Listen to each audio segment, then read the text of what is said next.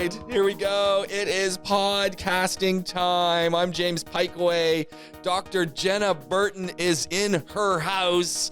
I'm at the Rove Hotel downtown Dubai.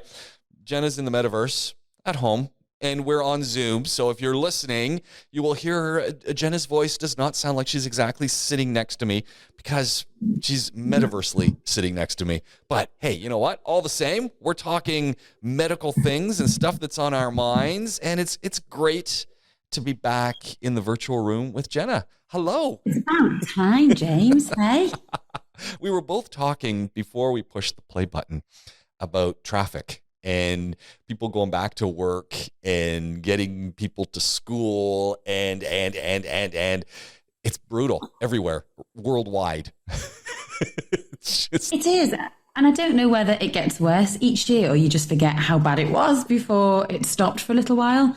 But it seems to be so much worse this year. And I know Dubai is certainly thriving right now, but it does seem a little bit painful, the amount that we're sitting in traffic. Painful is the key. It's so painful to the point that I make sure that I'm not on the red anymore because I'm notorious for driving below the red on my car.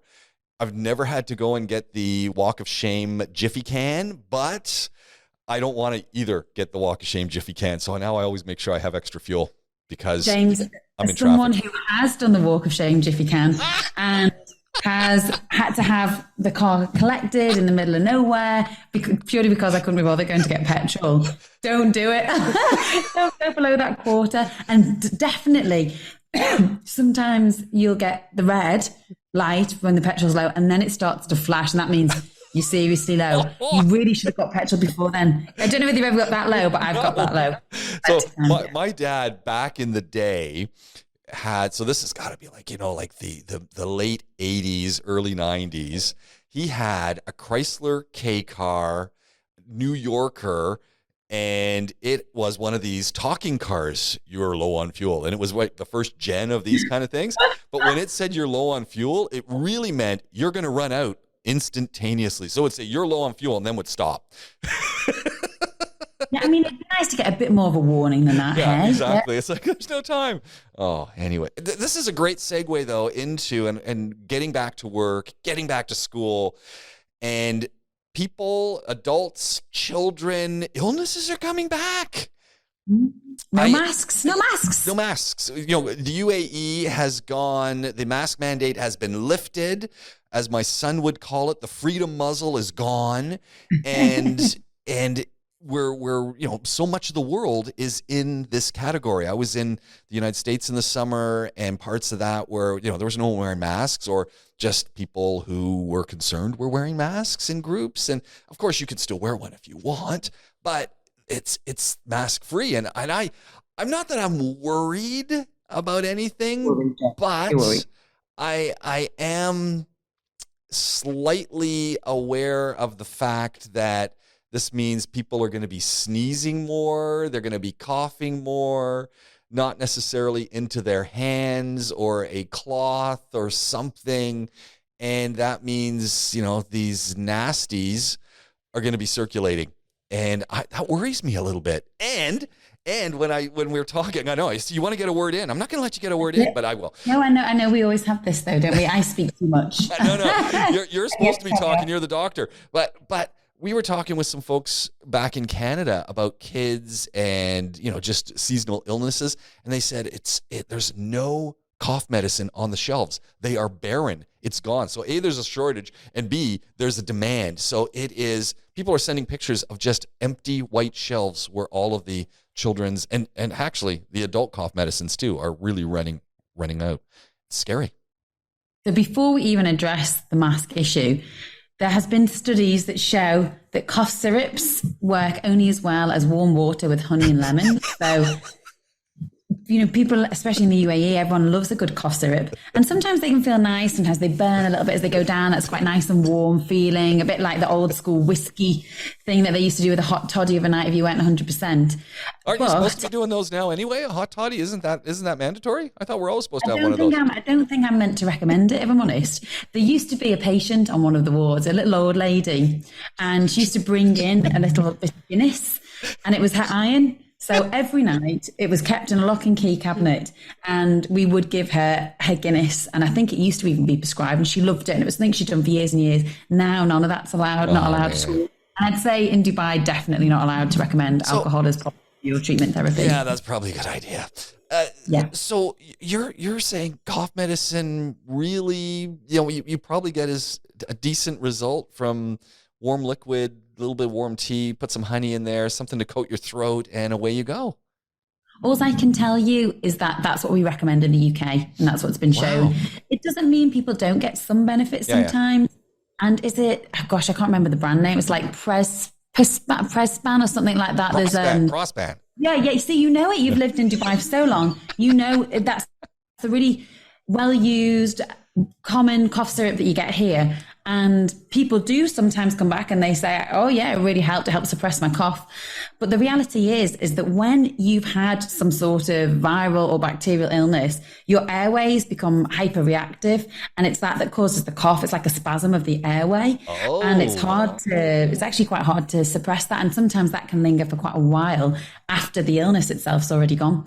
So yes, cough syrups, if they make you feel good and you feel okay, and just check the ingredients on the back. Sometimes they can have lots of sweeteners in and things like that to make them taste nice, make sure that they're not things that react with your stomach. If you get on with them and they work, by all means take them, check they don't interact with any of the medications you're on. But the reality is, get the kettle on, get your lemon, some honey, and you'll probably be just about as right. So I have my wife's cousin who is a doctor in Boston, and Dr. Susie Sarfati.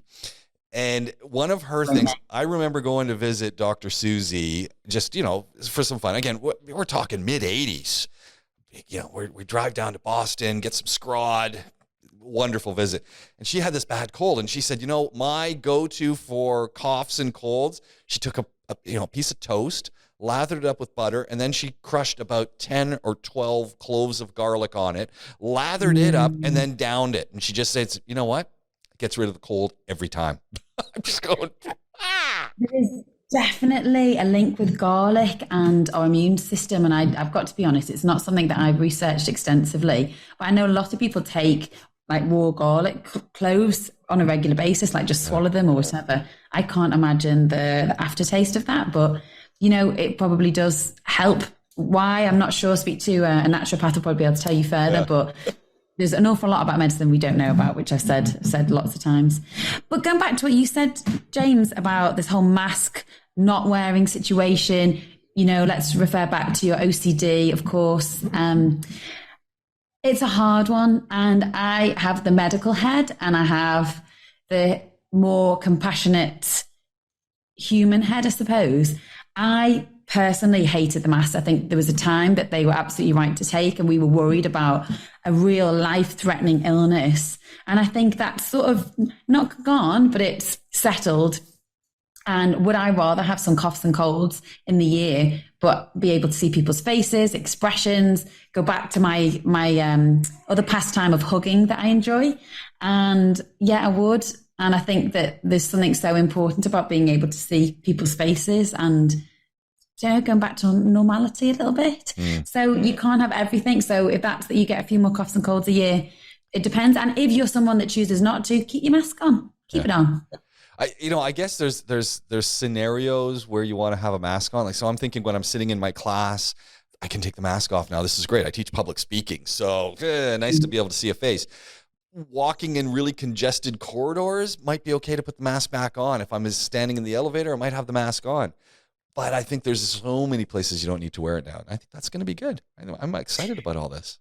Do you feel a bit self-conscious wearing your mask now that everybody's got them off? Like, do you feel that there's almost, it might go back to prior to COVID? If you were one of those guys wearing a mask, people would give you sort of a bit of a funny look. Does that bother you? Do you feel like that's something that might come in? No.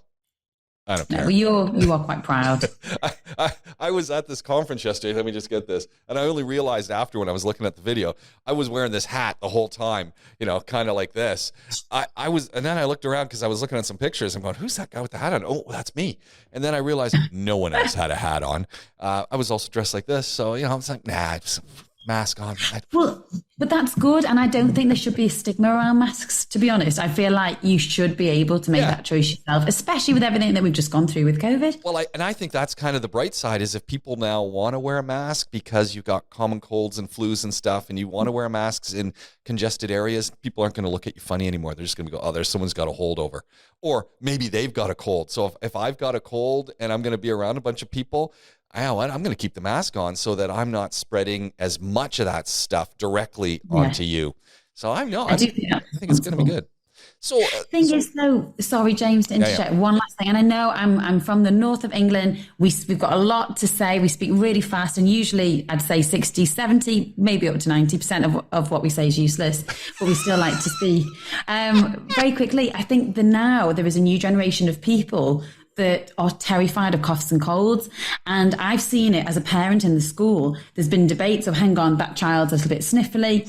From my perspective, I think children get sniffly quite a lot. I don't think it's something that you can entirely avoid. I think as long as they've not got fevers, then they're not so unwell. Like, where's the line now as to what's appropriate and when can we go out? Because we can't hide away whenever we're not in entire perfect health, surely. It is a real topical debate. You know what? That's a huge question. When is it okay? When is it not okay? How are we going to deal with that? That's big. That is big. And you know what? That's a nice segue into just a little bit of a checkup on, you've got children in grade school. You've got children. You got a child who's in nursery. What's it looking like? What's it looking like for childhood illnesses, which inevitably end up with the adults as well?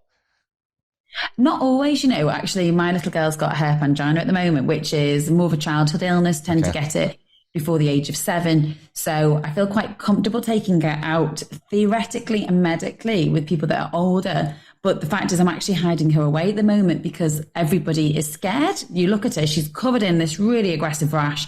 She looks dreadful. She looks like something out of a horror film, to be honest. And she's such a beautiful little girl. All these blisters around her mouth, they're actually inside her mouth as well. Oh, no. Yeah, and I've been keeping her in the pram because I've had to take her with me to the school run, keeping her in the prams that nobody comes in contact with her, and sort of reassuring people that, she's probably past the contagious stage right now, but people don't like to be around that, and I've certainly kept her off nursery. James, I have to pause one second. Let me just turn that monitor off. We got Dr. Jenna is in the metaverse at home, so she is now going to adjust up the monitor that is letting her know what's going on in the home. So she's back. It's the metaverse. Hang on. The metaverse emergency. That sounded better in my head. So what are you treating your daughter? How do you treat this rash? Is there anything, is just comfort? Is that all that you can do? Well, my mum has made me laugh because she keeps saying, when are you going to take her to the doctors? It's like, there are some things that I do take my children because I need an objective opinion for. And sometimes I've even presented my child to a pediatrician and said, I know they're fine, but I need you to tell me that they're fine. Just, can you tell me? But I've seen this before. She's had it before. So I know it's a viral illness. It runs its course. Paracetamol in the form of Panadol, Calpol, antihistamine to help with the itching of the rash. Trying to give her things to soothe inside her mouth because she's got blisters inside her mouth. That's the worst. So you can use, like honey sprays for her throat. Does that exist? I've never heard of it. Really? Where do you get honey spray? Yeah, propolis spray. Okay. It's got like honey inside. It tastes kind of tangy. Actually, it doesn't taste like honey, but it has got honey inside it. So I believe from the pharmaceutical rep, but it works. Things like giving her like iced lollies, things like that, just to, again, help with the pain. Soothing creams over her skin. You could consider a mild steroid cream, but to be honest, I don't think Nese has been bad enough to warrant that. So it's just supportive care, giving her food when she's ready, making sure she's exceptionally well hydrated, especially when the fevers are, that is sort of a care at the beginning of the illness. They can have really, really high fevers. So it's really important to make sure she's still passing urine and taking lots of water. Oh, excellent. Well, I'm glad that she's on the mend. Colds, coughs, and sniffles, any of that starting to spread around the schools? Of course, yes. And that's what's caused this big debate within our classroom as to when is appropriate to go in. Yeah. And I think we're starting to revert back to the old school rules. So during the height of COVID, if you wiped your child's nose at the entrance, even if it was just a prophylactic wipe, that was them off school for 2 weeks. We are tending to revert back to the acceptance that children are building an immune system. It's an important part of maturation of their immune system and their immunology. And therefore, they've got to catch the odd cold, but it's inevitable they're going to get a little cough. The difference is how unwell they are with it. So if you find that the child's got fevers, they're not eating, they're lethargic, this child's not appropriate to go to school for them or for their peers. If they've got a very mild runny nose, maybe sort of a lingering cough from an illness that they had before, but it's dry and they're otherwise completely well in themselves, there shouldn't be a reason why they're not able to attend school. And again, let's think we've got the balance, haven't we, of maintaining an education for each child, but also keeping all the children safe and trying to stop them from being really unwell. Yeah. So if that line, isn't it? And each parent has a different one as to what they think is appropriate. And so all I say is listen to the school nurse. In Dubai, we've got school doctors as well. They'll have a set of guidelines that you can get online, and they are enforced from the KHDA and they are enforced by the DHA and the Dubai Health Authority. And so it should be a scientific basis for what they're going on. All right. So follow your gut, be responsible. And I guess in a lot of cases, the big challenge for parents who've got kids going to school is parents have to go to work. And if you don't have someone at home to take care of your kids, someone's got to take time off. You got to find someone who will tend to your children. That's a big ask. And so that can be a big motivator in you're going to school. Yes. Yeah. Yes, absolutely. And it is a problem, isn't it? And, even when Neve was really not well, I was off on the first day. I was thinking, my goodness, what would I have done? Because you don't want to leave them, even if you have someone to cover, you don't want to leave your child that's unwell. Even Neve now, she's luckily asleep at the moment, but when she's awake, she looks so awful. I want to be with her, even though she's actually a lot better in herself. And I think that is a real maternal and paternal instinct to want to be with your children. And there is no right answer to that. It's just the hope that you have a supportive workplace that understands that children do get unwell sometimes. But at the real crux of it, you cannot send a child to school if deep down, and every parent knows deep down that they shouldn't be going. You always know, because inevitably you will drop that child off at school. Within an hour, you get the phone call. We're really sorry, Mrs. Whoever, Mr. Whoever. Can you please come and pick up your child? And that's even more of a nightmare. The child's not well. They're upset. They're missing their mummy. They're waiting in the school nurse's office for you to collect them. And then you've got to go home and watch Paw Patrol. So there we go. So what's your suggestion going into the winter months? Do you have any, hey, you've got the inside track. This is what I would do. This is what I'm doing with my family to get us ready and possibly create that barrier against the nasties? I think creating a barrier is difficult because they are out there. So it's up to you. If you're worried enough to wear a mask, then wear a mask by all means. And as I say, I don't think we should create a stigma around the mask. And it's actually something that I worry about. And especially if you're unwell, put a mask on. It's polite, isn't it? I think it's now become a courtesy thing. Make sure you're taking a multivitamin a day. If you're older, I always recommend a multivitamin. Make sure it's got sufficient vitamin D. You're looking around 1,000 units, international units a day, but speak to your doctor about that if you need to get your levels checked as well. Multivitamin, make sure there's enough vitamin D, and a cod liver oil tablet or some other vegan or vegetarian replacement. It's really important for gut health, brain health, and even for your skin, actually, to make sure you get those oils. So that should be standard across the board. As you get into the winter and it gets a bit cooler, things like warming soups that are full of vegetables, fresh soups, you can buy them or make them. In fact, I don't watch much cookery programs because I have approximately minus 5% interest in any form of cooking. But I did watch a video this morning, in fact, from Jamie Oliver on how to make a minestrone soup. And it was basically you take a big pan, you cut up whatever leftovers you got in, carrots, celery, whatever, you fry them up with a little bit of oil, throw in some chopped tomatoes, a stock cube. There you go. You've got a really nice warming soup full of goodness. So making sure that you're eating well. We get it less so in Dubai, but sometimes when it's cold, we can get in from work and not want to go and do any form of exercise or move our bodies. But to remember that that's still important, even when it's cold and you really, really can't be bothered and you want to cozy up in front of the fire. Still try and think, what could I do tonight? Or if not, is it better to get up in the morning early and try and do something, even if it's just in your lounge, doing a quick HIIT workout a day? I've had this big life change in exercise. It's weird because I've always been the morning runner. And I found I'm not running in the morning anymore. I'm running in the afternoons because I was just too stiff in the mornings. And I was going out and I was doing it, but it was just like, oh, what is going on? It wasn't feeling good. So I moved it to the afternoons because my motivation is I have a dog that needs to go out. So I walk him in the mornings and we're running in the afternoon. But I now moved this exercising to the afternoons and it's a totally different experience. Weird. It's funny, but each person has the time of the day that's most appropriate for them to exercise. And if you can naturally lean towards that, you'll find it a lot easier. Yeah. I find it a lot harder to motivate myself of an evening to exercise. I find the motivation difficult, but I always inevitably have a much stronger workout of an evening. I'm actually much stronger. I don't know.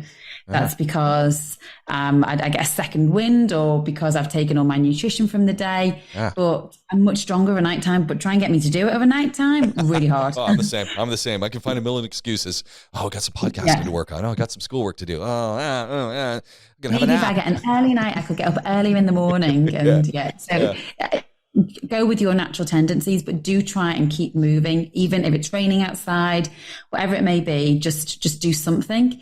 And then other than that, it's just, it's the basics, James. There is no way of shielding yourself. The other thing is to accept that these things will happen. And I think that's the bigger problem at the moment is people do not want to accept anymore that coughs, colds, sniffles, and I'd say that you're one of these people as well, James.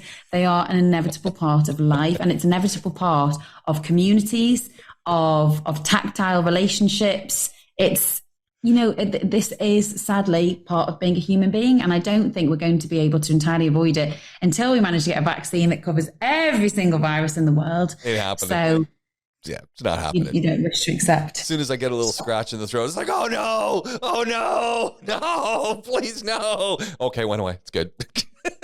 I think it depends. I used to occasionally when I lived in England and it was all cold and whatever, and you woke up and you were absolutely full of cold and there was no way you could go in to see patients. You'd be like, oh, I'll just cozy back up in my duvet with a nice lemsip and then I'll make some Heinz mushroom soup at lunchtime. And it was almost like you got an indulgent few days to yourself until you had that groggy bit at the end where you still don't feel great, but you've got to go to work. So, mild illnesses, I don't know, try and make the most of it. Yeah.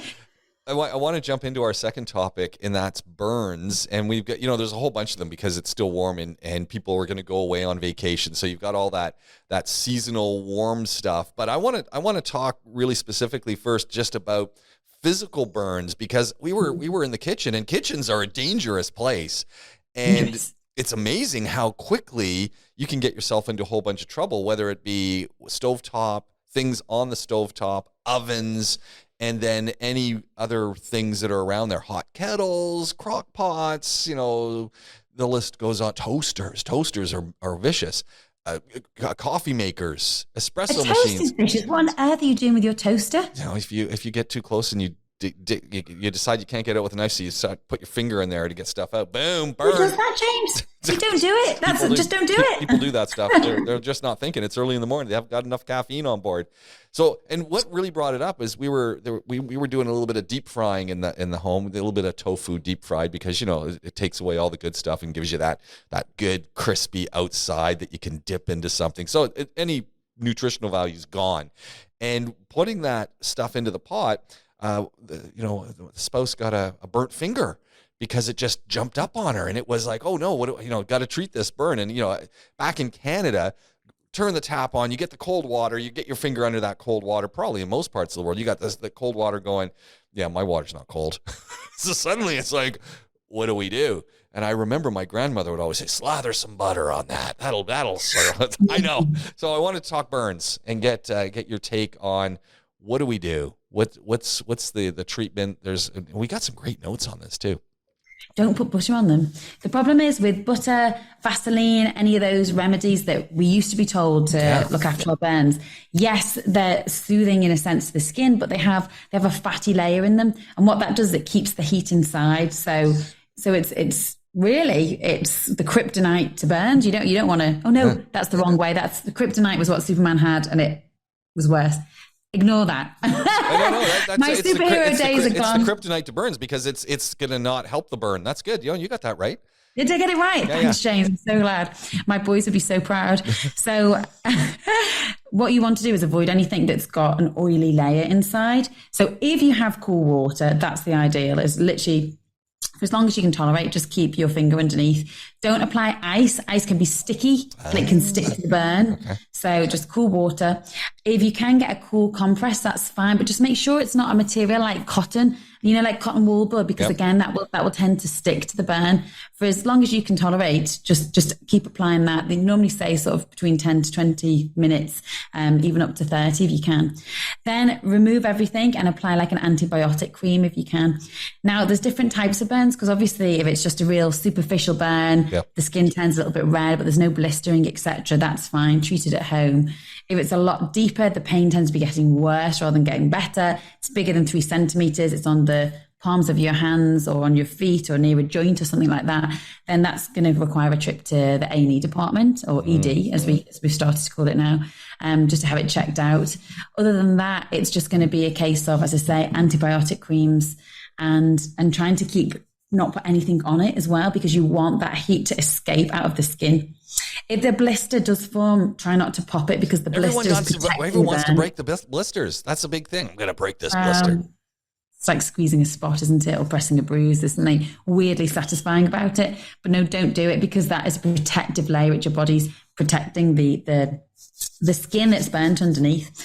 The other thing is, if you do have big burns, people don't realize, but the most dangerous thing about the burn is not actually to the skin necessarily itself. It's the fact that the skin is a barrier for infection. So it puts you at really severe risk of exceptionally nasty infections. So sometimes you might need to have antibiotics, whether they're applied topically or whether they're taken orally, to protect you, and also dehydration. So, and again, we're not talking about minor burns. It's the more widespread the burn is, that's what becomes more of an issue. And we have completely different rules for how to rehydrate somebody with a burn as to any other type of illness, because the amount of water that they need is amazing. Because think, again, the skin also stops you just losing loads and loads of water. So it's your protective mechanism of stopping you getting infected and stopping the water loss, significant water loss anyway.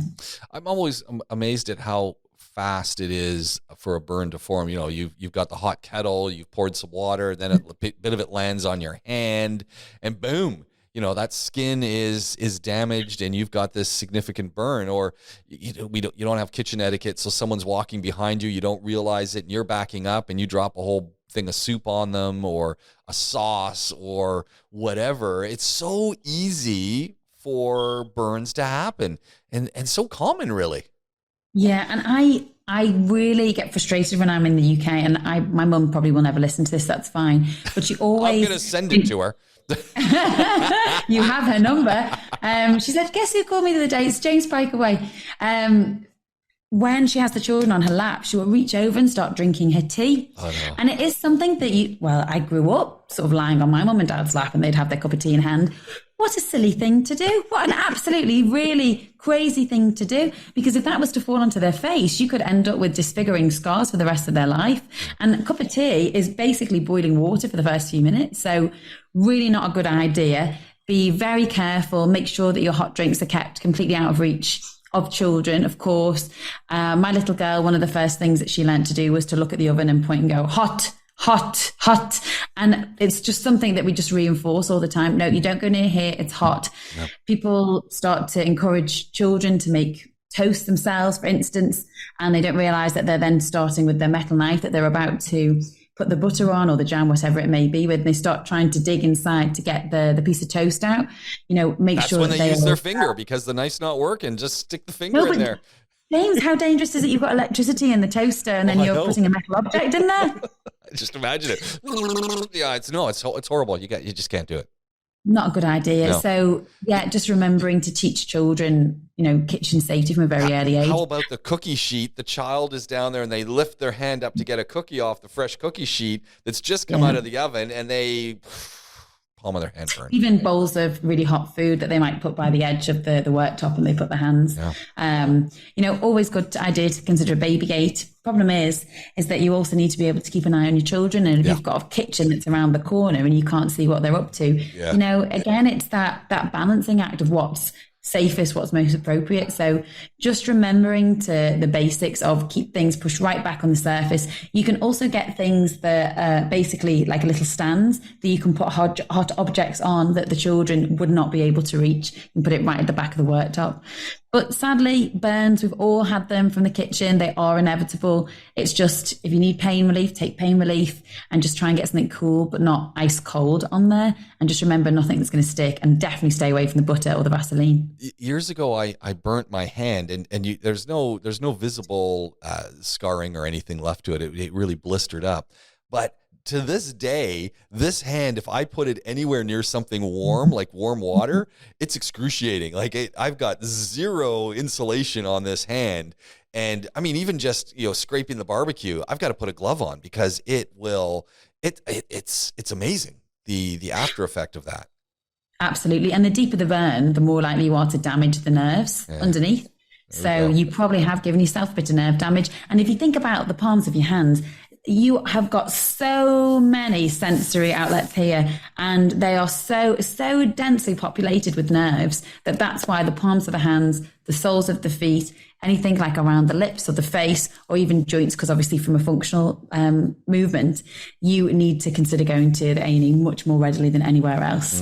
And if the burn continues to get worse, the chances are that heat has not been extracted properly and it's still burning inside. Again, another reason why you go to the A&E department. Sunburns, it's always too late. We've seen people, especially as they're coming on vacation. We're in the UAE. It's beautiful. The weather's getting much nicer. A couple more months and it's going to be the place to be. Oh, it's great. FIFA, the World Cup's going to be just next door, 45 minutes away. True. But isn't it incredible when you see people who've been out in the sun and they're not wearing enough sunscreen, they're not wearing any sunscreen, and you're watching the clock and there's the red. It's too late. And now they've got this sunburn that is going to be a disaster, and it just follows along the same thing that we've been talking about. It can be very uncomfortable as well, sunburn. Like, you can often need to have significant painkillers to treat it. I have seen quite an increase in skin cancers, I would say, subjectively, in younger populations. And I'm sure that will be mirrored by statistics across the board, because we are spending more and more time outdoors. It is still considered an attractive, healthy thing to have a suntan. And I don't think we're going to be able to change that culture anytime soon. I have a million bottles of St. Moritz and Saint Tropez fake tan. It's not applied well. It's always done in a rush. It's a bit streaky, but it makes me feel a little bit better. And isn't that a much safer way of sort of staying tanned all year round? I still like to be in the sun as we do.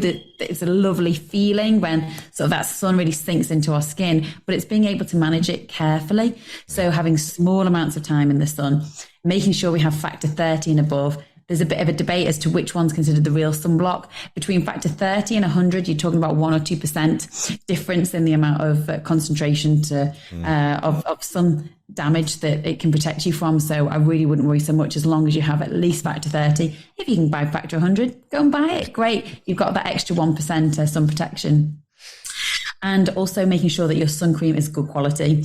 The best type of sunscreen is one that has a mechanical barrier. So you're talking about zinc or titanium and oxide, and you can read in the back, you'll see it in the back. And they are the best types of sunscreen to buy, as opposed to the more like liquid type. It's not liquid. I can't remember the name of it now, but you have mechanical barriers, and then you have more like emollient type barriers, and you want one with the mechanical barrier in. It's more expensive, but you know what? It does the job. I'm with you. The other thing that I start to notice when we start talking about warm temperatures and getting out there and the sun is we can get heat exhaustion, heat stroke, all these kind of things. It doesn't actually have to be too hot for that to happen. And especially if you're going to be going away on vacation, it's something you want to think about. But here's something that's kind of interesting in my world is I was starting to notice midday, even when I was in the office, I was starting to feel a little bit sluggish, and maybe head's starting to feel. So I started taking a no sugar added sachet of electrolytes. Yeah, I knew you were going to say that. And my wife said, "What are you taking electrolytes for?" And I said, "I'm experimenting here, but I want to see if this actually does anything." And I'm starting to think that even when I was in the office, I was getting dehydrated and didn't realize it, because I feel a whole bunch different, especially after doing this every day, taking just midday. I just, midday sometime between, 12 and 2, I'll have a dose of electrolytes. And I found over a 2-week span, by the end of those 2 weeks, I just feel like a different person. It's rather odd. No, I'd say it's a bit of a trend actually that's coming in. There's a lot of these drinks. You see them in little sachets and you put them into some water, and they're really being promoted at the moment. Some of them even have caffeine if you're a caffeine lover. They do. My issue with them is that they often have a lot of sweeteners, and there's a huge amount of the population that got massive GI issues and inability to digest artificial sweeteners. So just be careful that that's not you before you take them. But absolutely, electrolyte drinks, especially if you're going to be in sport, you're working outside, you're exercising outside even more so. Yeah, they're brilliant. I prescribe them regularly for people that have got diarrhea or vomiting, because it just helps maintain that homeostasis inside the body. So they're certainly not a bad idea if you can tolerate them. Also good to just drink plenty of water too when you're out and about. And don't forget, I talked about sort of zinc and titanium oxide that you can get in your sunscreen. What about the actual physical barrier of a sun hat? You always wear your sun top, don't you, when you're in the sunshine? Absolutely. Keeping cool in the pool, but being aware that when you're in the pool, that also you're not actually aware of how hot it is getting. When people start to suffer with heat exhaustion, it's when people start to feel dizzy, they can feel a bit sick, the body is struggling to maintain the temperature that they should be at internally. And that's a time that you want to get out the sun, maybe take a coolish bath, maybe put some ice packs underneath your armpits or around your neck. That's considered the area that you want to try and cool down, because it's kind of closer to the heart and the head, etc. It's kind of more central. And you really have got to be very aware that that's time to really rehydrate. Take your electrolyte drinks, James, because once you get to full-blown sunstroke, that's actually a medical emergency that requires any treatment. So, and I just think it's worth reminding people that it doesn't have to be too warm. And if you're just out in the sun, you're out in a warm day and you're not drinking enough liquids, and that's, liters of liquids. It's not just, I'm going to have a can of 7-Up or something. You need to have liters of decent liquids, which I don't think a lot of people do. Kids don't, for sure. And lo and behold, then we start running into trouble. And it's crazy. It's crazy, the simple things. But it also depends on whether you're used to it. So I met you, remember, we both randomly had a privilege day. We bumped into each other. I had my dad with me visiting from the UK. I was having a lovely time. It was great. I was like, let's stay a bit longer. My dad was really sick after that, because I think I should be more aware myself as well. But I was having such a nice time with the children. We were in at the pool. The children were only little. And I'd forgotten that my dad was just not used to the heat. He lives in the UK. He also has a bald bonnet. So he has, and won't wear a hat in case he gets tan lines. Crazy. And so, he's got direct exposure to the sunlight. And he just said, I just can't cope with the heat anymore. Also, he's older. So sometimes as you get older or younger, they're even less likely to be able to cope with the heat and be able to compensate for those changes in the environmental temperature. So it's be aware. I think that's the key when we talk about temperature, we talk about sun, we talk about illness, we talk everything we've talked about today. Be aware. Be alert, be thinking, and you'll be okay. I mean, we've kind of talked about two different areas, haven't we? We've talked about the areas of the coughs and the cold and the likely people back in the UK or in Canada heading into winter. And then conversely, we talked about people entering the sunshine a bit more over here in the UAE. I think it's kind of good. I think we've covered both bases today. It's fantastic. We're going to be back pretty soon. We're going to forward promote. We're going to have the good doctor, Dr. Neil, joining us, which is going to be a lot of fun because he's the gastroenterology guy. So. Yeah. Also, if you haven't checked out, let me find his Instagram. Dr. Neil has set up a really fantastic Instagram account. Okay. And I think he's brand new. I think he has 2 followers, one of whom is myself. All right, I'm going to go check and he's really putting some absolutely brilliant content out there. So it's Dr. Neil Dubai. Oh, he's jumped up to 23 followers now. Okay. But really, really amazing content. So please do check him out on Instagram. Okay. So Dr. Neil Dubai, he's going to be on the show. We're going to talk about his Instagram. We're going to talk about your health. So it's going to be fun. That's coming up really soon. Dr. Jenna, thank you very much. It's been an Thanks. absolute pleasure as always. Look forward to doing this again really, really soon. It's the Doc Talk podcast with Dr. Jenna Burton.